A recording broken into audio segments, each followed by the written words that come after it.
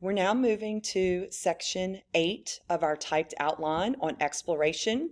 You can see here that this is the outline we're going to use to fill in after watching information on the recorded PowerPoints. So again, make sure you're following along. You either have this printed out or you have jotted it down to use as a guide when watching the recorded PowerPoints. So as we begin section 8, you can see here with the title, England Battles France. It's just a matter of time between the English and the French are going to come into conflict over specific areas of land over in the New World. So I'm going to cut over to my map and show you a couple of things. So if you look at this map of North America, you can see here that along the Atlantic coast, the East Coast, it was the British that controlled this land. So that's how we're going to start this outline on number 1. The British, or you could say the English, those words are interchangeable, so whatever you're more comfortable with, by 1750 controlled the Atlantic coast. But they clearly are wanting more land. So seeking more land, they begin to push west. And as they do that, this will bring them into conflict with the French. Again, let me cut over to the map and show you what we're talking about. So you see here, as they want to move west, they get into French territory. So this is going to be the beginning of the problem. The land that the English and the French are going to be fighting over is right in here, known as the Ohio River Valley. So you should be on number 4 on your typed outline, where it says dispute over land in the Ohio River Valley will lead to conflict that ends up being called the French and Indian War. So let's be careful with that title because it's a little deceiving as far as who is fighting who in this war. So you can see here where you've got a little bit of room underneath number 4 before you go to your A, you can put that the war was fought between the English on one side and the French and the Native American Indians on the other side. So think about why the natives chose to help the French instead of the English in this war. And I think if you remember some of the things we went over, it will make perfect sense to you. So the reason here, which is on your 14A, why were the French and the natives fighting together? The answer is because the French were not trying to take the land from the Native American Indians. If you remember, the English and the Spanish were definitely more aggressive with taking land than, let's say, the French. The French, we said, had one of the best relationships with the natives if you can compare them to other relations with these other groups. So that is why the natives chose to help the French in this fight and not the English. We know that in North America, this war is called the French and Indian War. But in Europe, there's also fighting going on for land reasons, and it's called the 7 Years' War. So it's not 2 different wars. I want to make sure y'all understand it's the same war, just it has a different name depending on the location, okay? Because in Europe, France and England are also fighting over some land there. And we can see in North America, they're fighting for the Ohio River Valley, and it will be called the French and Indian War because of the help from the natives. So clearly you can see that the English will come out victorious. So France lost, even though they got help from the natives, they still lost. And the result of this was that the French are kicked out of that Ohio River Valley since they lost the war. Before we go over what specifically the French lost, I want to bring up a very important individual for the side of England, and that man is George Washington. As you can see, his role made a big difference in this war.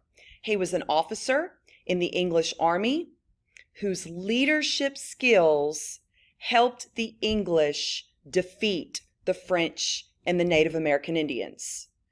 So he proved to be a valuable player in this war for the English, thanks to his leadership skills.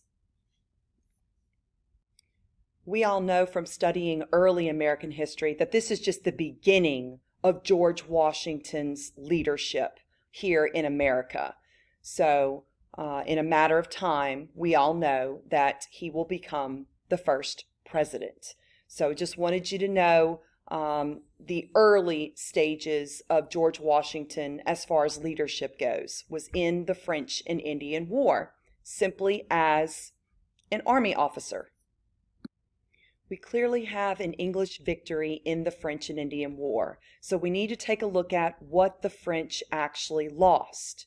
You can see here on your number 5, little b, that the French lost everything except they got to keep 2 islands in the West Indies, that is Haiti and Martinique.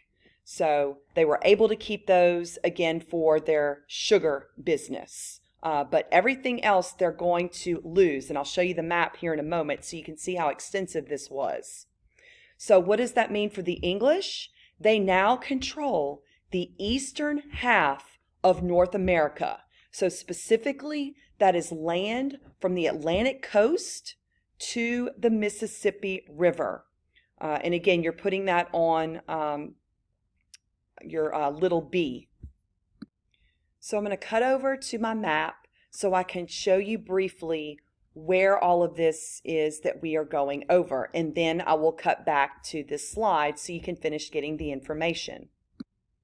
As you can see here, all of this land in this light green area will be ceded over to Great Britain. See, it says here at the top, land ceded to Britain as a result of the French and Indian War. So all of this land will now belong to England. So that's why we said they control the eastern half of North America, basically from the Atlantic coast all the way to the Mississippi River, which is right in here. You can also see that France had to give up their land here where Quebec is located. If you remember, that was the first French colony. And remember, this was part of what they called New France. So since the French lost the French and Indian War, this was ceded over to the English, or Great Britain. Well, the English are not going to keep the name the same. So as you can see, they will rename the land to Canada. So on your typed outline, where it says B, and it says the English rename New France, that's the answer. They rename it Canada. On 5C of your typed outline, you see the word Acadia. So I'm going to tell you, first of all, I want to show you this map so you can see where it's located, and then I'll cut back to the PowerPoint so you'll understand what you need to write down. But clearly, this was all French land. You see where Quebec is. You see where Acadia is. So at one time, the French were living here. But now, with the French and Indian War over, we know that the English have received this land from the French. And what's going to happen is the English basically tell the French, you are welcome to stay as long as you take an allegiance to the English king and you follow his laws. If you choose not to do that, then you need to leave the area. So many of the French decided to leave. So here on your outline, you can put that Acadia is an area of New France where the French were forced out by the English. As you can see, many chose to leave, and what they did was they went down to the southern part of, our present day state of Louisiana. If you remember from a previous map, I showed you that area is under French control. So the French are going to go where they have land. And when they settle in and around that area of South Louisiana, they are going to become to be known as Cajuns. In the meantime, the English now have the land of Acadia. They're not going to keep it that particular name. They are going to rename it Nova Scotia, which basically means New Scotland. And the reason that's going to make sense is because some of these people that are part of Great Britain, they are also not only just living in England, but they're also living in Scotland, because Great Britain is made up of England, Scotland, and Wales. So whenever you hear the word British, you know we're referring to either the English, the Scottish, or the people of Wales. So they were also coming over to the New World, and this is basically a new Scotland, to them. So make sure you understand that is where the name came from. So we know what the French lost thanks to the French and Indian War, the loss in that war. Now we're going to take a look at what this loss means for the Native American people. So if you take a look at your number 6, for the Native American Indians, an English victory was not good. Okay, so obviously they were trying to get the French to win, and that didn't happen. So the natives choose not to stop fighting. They want to, fight for their land. So they're going to continue to fight around the area of Detroit. So again, make sure you put that on your number 6, where it says, where there's like a little bit of room underneath number 6 before we go to Pontiac. Pontiac is the Native American chief that led the attacks against the English settlers. So he's definitely organizing his people, and they are hoping to defeat the English.